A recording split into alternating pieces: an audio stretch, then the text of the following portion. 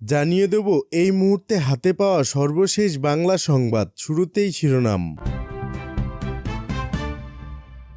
মানিব্যাগও ছিল না, এখন বিশাল শোডাউন কিভাবে? সার্জিসকে প্রশ্ন করলেন ডাক্তার তাসনিম। চাঞ্চল্যকর তথ্য, বীরশ্রেষ্ঠ রুহুল আমিন হত্যায় ভারতের হাত, থাকছে বিস্তারিত প্রতিবেদন। ক্ষমতায় যেতে নয়, জনগণের ভোটাধিকার আদায়ে নির্বাচনের কথা বলে বিএনপি, মির্জা ফখরুল। শুনছিলেন সংবাদ শিরোনাম, এবার বিস্তারিত। প্রিয় দর্শক, আপনি যদি এই চ্যানেলে নতুন হয়ে থাকেন, ভিডিওটি দেখতে দেখতে চ্যানেলটি সাবস্ক্রাইব করে এবং ভিডিওটিতে একটি লাইক দিয়ে আমাদের সাথেই থাকুন। আর হ্যাঁ প্রিয় দর্শক, জানিয়ে দিন ভিডিওটি কোথা থেকে দেখছেন। মানিব্যাগও ছিল না, এখন বিশাল শোডাউন কিভাবে? সার্জিসকে ডাক্তার তাসনিম। জাতীয় নাগরিক পার্টির জ্যেষ্ঠ যুগ্ম সদস্য সচিব ডাক্তার তাসনিম জারা দলের মুখ্য সংগঠক সার্জিস আলমের পঞ্চগড়ে শতাধিক মাইক্রোবাস নিয়ে শোডাউন দেওয়ার ঘটনায় প্রশ্ন তুলেছেন। তিনি সার্জিসের কাছে জানতে চেয়েছেন, এ ধরনের ব্যয়বহুল শোডাউনের অর্থায়ন কোথা থেকে এসেছে। মঙ্গলবার এক ফেসবুক পোস্টে ডাক্তার তাসনিম জারা এই প্রশ্ন তোলেন এবং সার্জিসের কাছে স্পষ্ট ব্যাখ্যা দাবি করেন। ফেসবুক পোস্টে ডাক্তার তাসমিন জারা লিখেছেন, প্রিয় সার্জিস, আমি এই চিঠিটি লিখছি আমাদের দলের একজন রাজনৈতিক কর্মী হিসেবে, দলের নীতিগত অবস্থান ও স্বচ্ছতার প্রশ্নে। সম্প্রতি তোমার নিজ জেলায় শতাধিক গাড়ির একটি বিশাল বহর নিয়ে প্রবেশ করায় জনগণের মনে কিছু যৌক্তিক প্রশ্ন উঠেছে।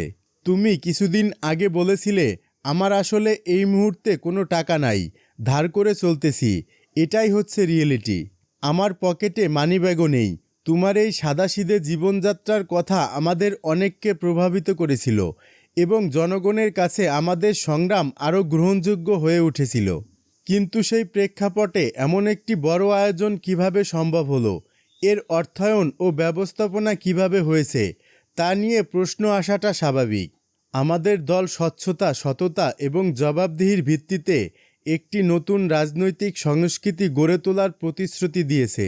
সে হিসেবে এসব প্রশ্নের স্পষ্ট ও নির্ভরযোগ্য উত্তর দেওয়া আমাদের সকলের দায়িত্ব। আমি আশা করি তুমি বিষয়টি আন্তরিকতার সঙ্গে নিয়ে বিবেচনা করবে এবং জনগণের সামনে একটি পরিষ্কার ও গ্রহণযোগ্য ব্যাখ্যা উপস্থাপন করবে। এতে জনগণের কাছে দলের ভাবমূর্তি আরও শক্তিশালী হবে। শুভেচ্ছান্তে জারা আপু। উল্লেখ্য, গত সোমবার বিকেলে সার্জিস আলম নিজ জেলা পঞ্চগড়ে শতাধিক গাড়িবহর নিয়ে শোডাউন দেন। তিনি ঢাকা থেকে সৈয়দপুর পর্যন্ত উড়োজাহাজে ভ্রমণ করেন এবং বাকি 100 কিলোমিটার পথের অর্ধেকেরও বেশি অংশ যান শতাধিক গাড়িবহর নিয়ে। রাজনৈতিক দলের নেতৃত্ব দেওয়ার পর বাড়ি ফেরার পথে এমন বিশাল শোডাউন দেয়ায় একের পর এক প্রশ্ন উঠতে থাকে। চাঞ্চল্যকর তথ্য ফাঁস, বীরশ্রেষ্ঠ রুহুল আমিন হত্যায় ভারতের হাত। হানাদার পাকিস্তানিদের বিরুদ্ধে যুদ্ধ করে মুক্তিযোদ্ধারা বিশ্বে স্বাধীন বাংলাদেশের মানচিত্র প্রতিষ্ঠা করেন। বাংলাদেশের স্বাধীনতা যুদ্ধে ভারতের সহযোগিতা সবার জানা।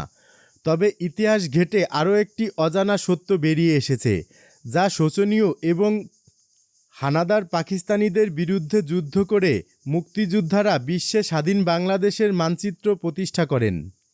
বাংলাদেশের স্বাধীনতা যুদ্ধে ভারতের সহযোগিতা সবার জানা। তবে ইতিহাস ঘেঁটে আরও একটি অজানা সত্য বেরিয়ে এসেছে, যা শোচনীয় এবং চাঞ্চল্যকর। মহান মুক্তিযুদ্ধে যেখানে ভারত বাংলাদেশের বন্ধু হিসেবে নিজেকে উপস্থাপন করেছিল, সেখানে তার কিছু কর্মকাণ্ড সন্দেহজনক ছিল।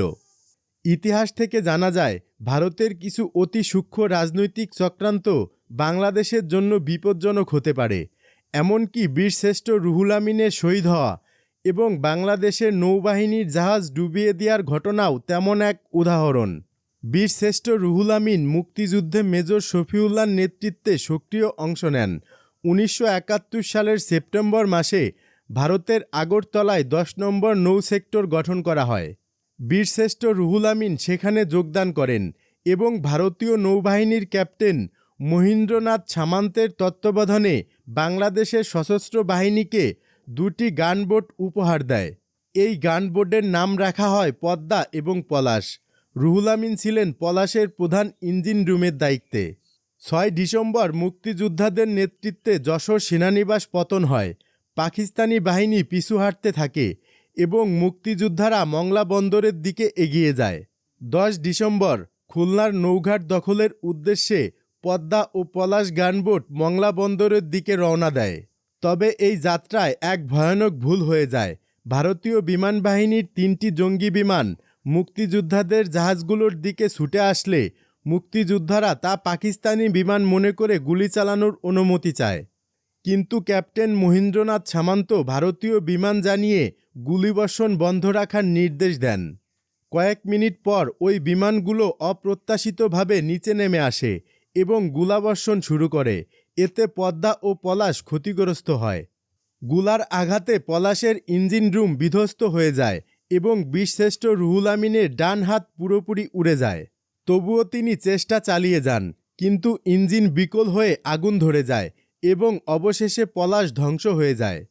বীরশ্রেষ্ঠ রুহুল আমিন এক হাত হারিয়ে রূপসা নদীতে ঝাঁপ দেন, কিন্তু সেখানে তাকে রাজাকারদের হাতে ধরিয়ে দেয়া হয়।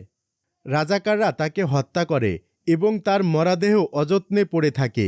পরে স্বাধীনতার পর বাগমারা গ্রামের স্থানীয় জনগণ রুহুল আমিনের মরাদেহ দাফন করেন রূপসা নদীর পাড়ে এবং সেখানে একটি স্মৃতিস্তম্ভ নির্মাণ করা হয়। 1973 সালের 15 ডিসেম্বর বাংলাদেশের স্বাধীনতা যুদ্ধের 7 জন বীর সন্তানকে মরণোত্তর বীরশ্রেষ্ঠ উপাধি দেওয়া হয়, যার মধ্যে রুহুল আমিনও ছিলেন। এ ঘটনা ইতিহাসের এক ভয়ঙ্কর অধ্যায়, যা ভারতের পলাতক চক্রান্ত ও বাংলাদেশের প্রতি তার দ্বিচারিতা প্রকাশ করে। ক্ষমতায় যেতে নয়, জনগণের ভোটাধিকার আদায়ে নির্বাচনের কথা বলে বিএনপি মহাসচিব মির্জা ফখরুল ইসলাম আলমগীর বলেছেন, বিএনপি নির্বাচনের কথা বলে ক্ষমতায় যেতে নয়, জনগণের ভোটাধিকার আদায়ের জন্য। নির্বাচিত সরকারই পারে সংকট সমাধান করতে। স্বাধীনতা দিবসে বিএনপির প্রতিষ্ঠাতা জিয়াউর রহমানের সমাধিতে শ্রদ্ধা নিবেদন শেষে তিনি এসব কথা বলেন। মির্জা ফখরুল বলেন, ডিসেম্বর থেকে জুনের মধ্যে নির্বাচন নিয়ে প্রধান উপদেষ্টার বক্তব্য অস্পষ্ট। এটা কোনো রোডম্যাপ ঘোষণা নয়। নির্বাচনী রোডম্যাপ দেওয়ার জন্য বিএনপি বারবার বলছে, তা না হলে দেশের সংকট কাটবে না।